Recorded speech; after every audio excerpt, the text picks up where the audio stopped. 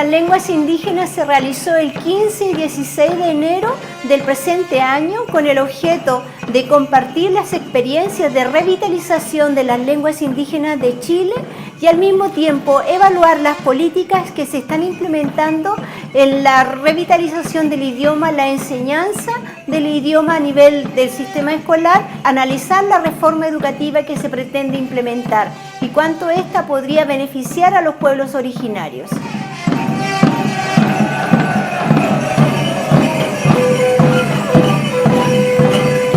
Estamos nosotros preocupados por la pérdida de los idiomas indígenas. En Chile tenemos 9 pueblos y de los 9 pueblos solo tenemos 4 lenguas que están medianamente fortalecidas. Es el caso del aymara, del quechua, el rapa nui y el mapudungun en sus diferentes identidades territoriales. Hay lenguas que están en situación de desaparición, que son, por ejemplo, la lengua yagán, tenemos solamente un hablante, la lengua cahuáscar, la lengua selknam, están en una situación de recomposición para volver a tener hablantes, la lengua licanantay, que es una lengua que no tiene en este momento la gramática, solo tiene palabras. Y un pueblo sin lengua es un pueblo que no tiene futuro, es un pueblo que no tiene alma, porque en la lengua están los contenidos, los valores de los pueblos originarios.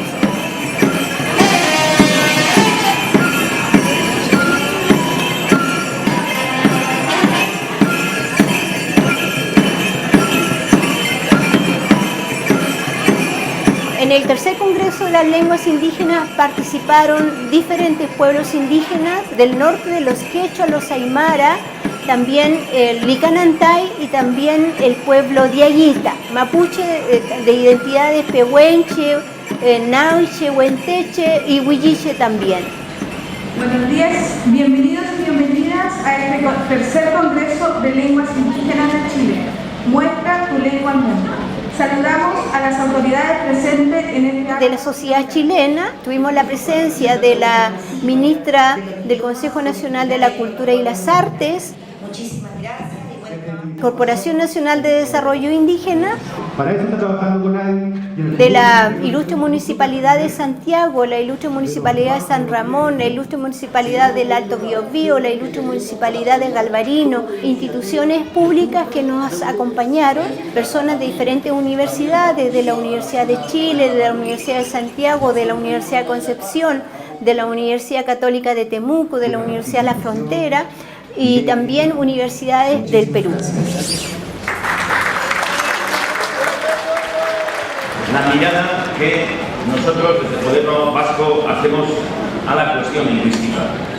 Como invitado especial tuvimos al pueblo vasco, vino el viceconsejero de Políticas Lingüísticas del Gobierno vasco a compartirnos la experiencia que tiene el pueblo vasco en revitalización de las lenguas indígenas. Ese mundo que creemos que es uniforme se ve de distinta manera.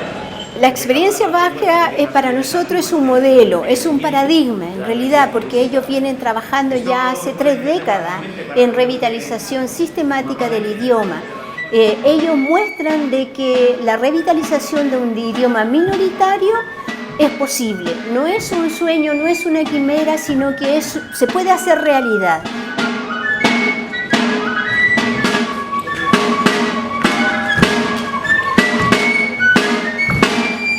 Pero eso depende, por un lado, del compromiso de las comunidades, de los hablantes del pueblo, depende de la política lingüística sistemática de largo plazo que se establezca en el Estado, en el gobierno, depende también del reconocimiento de los derechos lingüísticos de los pueblos, porque se tienen que respetar los derechos lingüísticos, y depende también de la escuela, que tiene que ir cultivando modalidades de enseñanza-aprendizaje de los idiomas.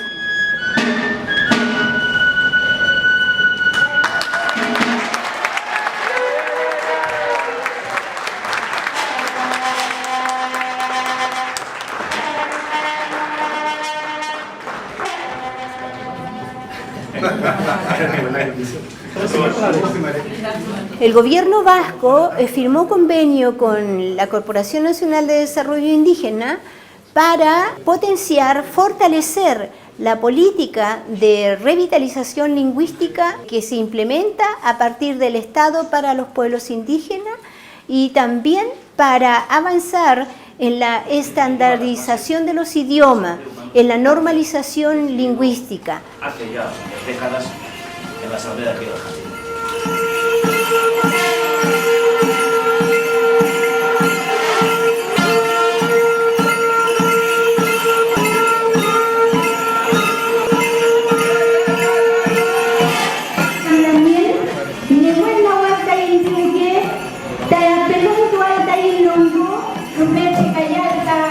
La gente viene porque se sienten de que el idioma debe ser preocupación de todas las comunidades y nosotros esperamos que esta preocupación crezca año tras año, porque si un pueblo no se moviliza por su lengua, las posibilidades de que el idioma sobreviva son muy limitadas. Son los hablantes, las comunidades, los primeros en dar espacio en su agenda organizativa para la recuperación, la enseñanza, el aprendizaje de las lenguas originarias.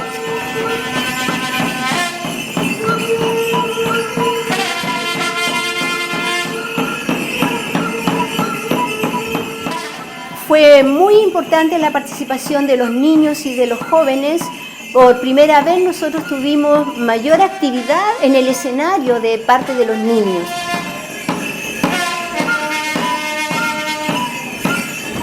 Y en ese sentido agradecemos a los padres que prepararon a los niños, agradecemos a los profesores, a los educadores tradicionales que prepararon a los niños para que fueran a cantar, para que fueran a hablar en público respecto a su conocimiento del idioma. Y eso para el Congreso es valioso porque el futuro de las lenguas indígenas está en el aprendizaje que vaya adquiriendo el niño y asumiéndose el hablante y conocedor de la cultura.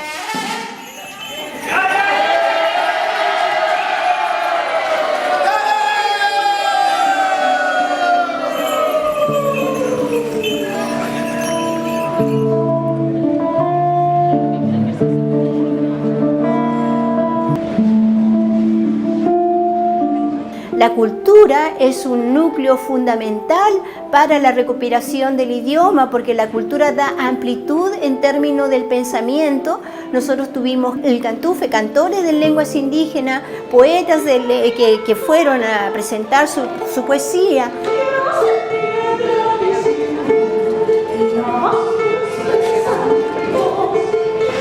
Puedo ver el camino y las huellas que voy dejando. Traemos el mar en las pencas de piures y lunfo sancochado en grande olla de hierro. Algunos investigadores que presentaron libros sobre historia, sobre lengua, audiovisuales que están haciendo los jóvenes y las comunidades de revitalización de las lenguas y los audiovisuales que también ha ido elaborando la red a partir de todo este trabajo sistemático de revitalización que venimos desarrollando desde 2006.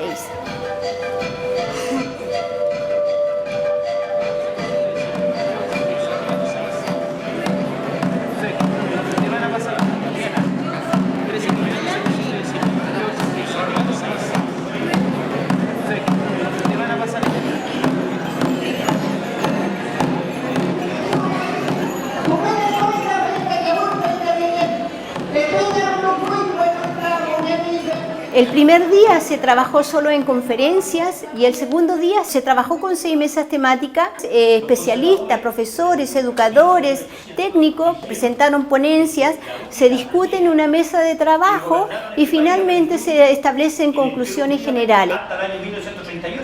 Ideologías para todos lados, por ejemplo, no puede tener ideología de izquierda ni... Lo que pasó en Osorno. Todo eso culminó con las resoluciones del Congreso. Entonces, ¿cuál es el acuerdo? Nuestra comuna de Galvarino ha sido la primera comuna que ha oficializado Mapudungun, ajustados a las directrices de los instrumentos internacionales que Chile ha ratificado, y principalmente lo que es el convenio 169, donde plantea claramente que la participación de los indígenas, la participación de las organizaciones de los pueblos indígenas, tiene que liderar este proceso. El Consejo Territorial Mapuche de la comuna de Galvarino ha generado todo un proceso, un plan estratégico para lograr la revitalización lingüística en nuestra comuna, en vista a que las instituciones educativas que se están implementando en la comuna siempre han tenido una política excluyente a la diversidad cultural, a la diversidad lingüística, a la diversidad de vida que existen en nuestra comuna. Aquí las instituciones siguen siendo una política rígida. En el tercer Congreso de las Lenguas Indígenas de Chile se resolvió en tema de política lingüística no consultar la Ley de Derechos Lingüísticos, considerando que esta ley, este proyecto de Ley de Derechos Lingüísticos se ajusta a lo que establece el Convenio 169. Si es un derecho humano fundamental, si una persona está amenazada por la vida, no se le consulta si te defiendo o no, simplemente se tiene que defender. Entonces, de acuerdo a esos elementos, no tendría por qué pasar por un proceso de consulta según el Convenio 169 de la OIT. Y por lo tanto, no sería necesario consultar. El tema fundamental aquí se ha discutido es un poco lo que está ocurriendo en el tema de lenguas indígenas con respecto a la enseñanza, aprendizaje, investigación, material, etc. Y como conclusión, fundamentalmente se dijo, hay trabajos de investigación, hay interés para trabajarla, hay sensibilidad, pero falta aún más, muchas cosas. Por ejemplo, la metodología es una de las dificultades y yo creo que hay que trabajar en forma conjunta para poder proponer metodologías que sean más apropiadas para trabajar con las lenguas indígenas y así de modo que eso nos permita avanzar realmente en este tema. El aprendizaje y la vitalización de la lengua aymara requiere mucho mayor compromiso, los compromisos aún son menores y las lenguas indígenas están casi están en su etapa como final. Y de modo que hay que preocuparse en forma conjunta. No es un tema del Estado, tampoco es tema de la escuela solamente, sino que es un tema integral, fundamentalmente a la familia, que la familia tiene que preocuparse de qué manera mantener, transferir, enseñar estas lenguas indígenas. En la mesa se expusieron trabajos que han desarrollado comunidades mapuches respecto a la educación. Están desarrollando procesos de educación autónoma. Por tanto, la educación emanada desde las bases es posible y un ejercicio que en la cotidianidad están realizando, por ejemplo, en la comuna de Galvarino. También hemos conocido experiencias de trabajo autónomo que están realizando jóvenes mapuche que pertenecen a la federación o que se congregan en la Federación de Estudiantes Mapuche y que también están desarrollando internados del desarrollo de la lengua. Por tanto, tenemos ejemplos hoy día sobre educación mapuche, que es un camino para la autonomía que nosotros hemos planteado. Asimismo, consideran que El segundo acuerdo que se tomó es solicitar al Ministerio de Educación participación en la definición de los contenidos curriculares de la reforma educativa.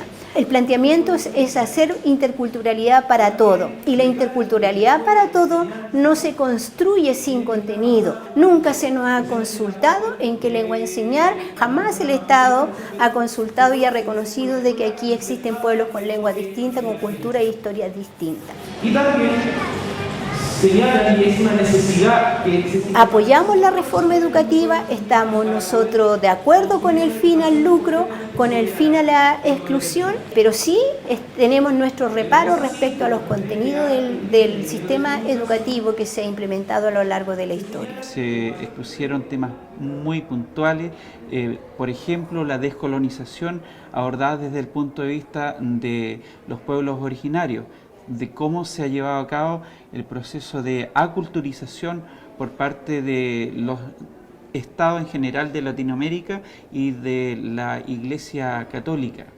Lo que nosotros rescatamos es como el uso del material audiovisual, pero como medio, no como fin, ¿ya? Porque nosotros planteamos firmemente que la revitalización lingüística tiene que ser con una finalidad sociopolítica, ¿ya? Se aprende el mapudungún, pero en este caso para poder reconstruir el pueblo y nación mapuche, ¿ya? Porque la lengua tiene todos los elementos, todos los componentes, ¿no es cierto?, que nos pueden ayudar a este proceso. Lo que se propuso es generar redes para que haga un seguimiento, ¿no es cierto?, de cómo se ha ido avanzando. Se propuso también, ¿no es cierto?, de que sistematizar contenido de acuerdo a la realidad socioterritorial de donde se encuentra inserto el colegio, para que esto tenga una pertinencia cultural para los niños y a la vez sea significativo, ¿ya? También se abordó la importancia de los educadores tradicionales, cómo el educador tradicional, ¿no es cierto?, va a realizar un trabajo en conjunto con los profesores mentores. Aquí el educador tradicional tiene el conocimiento cultural, y quien debe hacer esta convalidación de los conocimientos es el profesor, porque él es el que tiene la estrategia didáctica para que estos conocimientos no pasen a ser uno sobre el otro, sino que estos puedan convivir, ¿no es cierto?, y estar en un mismo nivel. El territorio necesita, ¿dónde está inserto el colegio? Otro tema de resolución fue establecer vínculos con las universidades y las instituciones de educación superior para trabajar en función de la profesionalización de los recursos humanos en lenguas indígenas. O sea, necesitamos especialización de recursos humanos, como también necesitamos formación continua para los actuales profesores. Hoy día se implementa la educación intercultural bilingüe como en 500 escuelas a lo largo del país, lo implementan los educadores tradicionales, pero el profesor que está en el mismo colegio no tiene formación en interculturalidad ni en bilingüismo. Hay que actualizar a los profesores en servicio hoy día. El tema es cómo implementamos la ley de derecho lingüístico una vez instalada y tomaron la estrategia de formar intérpretes, por ejemplo. En la mesa número 6 se trató sobre la propuesta que estamos haciendo llegar como red EIB hacia el Congreso, la propuesta de ley sobre las lenguas indígenas. Se trató sobre algunas experiencias que tuvimos con respecto a la revitalización y el uso de las lenguas indígenas, y también tuvimos una propuesta del mundo andino con el quechua y con el aymara, pero preparado material para los niños que tienen problemas niños y gente en general con problemas de discapacidad visual. Esos trabajos también nos ayudan con más fuerza a respaldar esta ley que tiene como objetivo legalizar el tema, dar el estatus legal al tema lingüístico en Chile. El primer tema que fue en relación a la edad preescolar, en relación a las neurociencias, que es fundamental el concepto de neurociencia para los aprendizajes de calidad para los niños que están en sala cuna. Por lo tanto, nosotros proponíamos que la educación la de la lengua bilingüe empezase desde esa etapa, fundamentado por las neurociencias. Es los primeros códigos que se entregan al menor en el momento de entregar la enseñanza-aprendizaje de la lengua.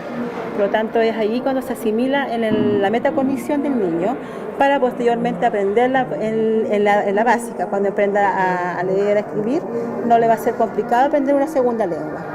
Hay que motivar a las familias que en lo posible se ocupen de la transferencia de la lengua, porque si las familias, el dueño de la lengua, si no se preocupa de transferir la lengua, no va a pasar nada. No es tema de investigadores la reposición de la lengua. El investigador, el lingüista, es un aporte muy importante para la revitalización de la lengua aymara, pero no es suficiente. Y se vio bastante juventud, con muchas propuestas, con mucha visión, y eso es importante, vital, en esta mesa sobre todo que se discutió. Necesitamos que el Estado reconozca a los pueblos originarios. Necesitamos un Estado plurinacional. Finalmente esa es la demanda, que el Estado se reconozca un Estado plurinacional donde exista el reconocimiento hacia los pueblos, la promulgación de la ley por los derechos lingüísticos, y eso que nos permita avanzar hacia la autodeterminación.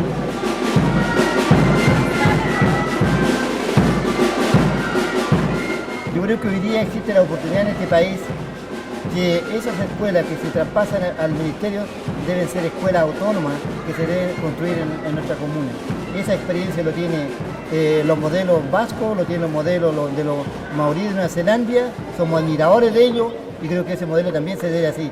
Y esa es otra forma poder conducir una educación más, diríamos, acorde a los principios y al estilo de los pueblos indígenas, donde se rescaten metodologías propias de los pueblos indígenas. Eso nos afecta a todos, la política educativa, los aymaras, los pascuenses, los atacameños, los yaquitas. Estamos en este proceso de reconstruir nuestra historia Y como decían algunos de nuestros peñas, decían, tenemos que construir y ser parte de este proceso, no solamente ser objeto de investigación de este proceso, sino nosotros mismos hagamos nuestra propia investigación, rescatemos nuestra historia que se mantiene en la oralidad, la literatura viva que se mantiene en nuestro territorio, se deben revelar y se deben de otra forma proteger esos conocimientos, y el Estado debe generar los mecanismos institucionales para que eso se dé y los grandes sabios mapuches nuevamente pueden contribuir a este proceso de la formación de esta interculturalidad que queremos construir en este país.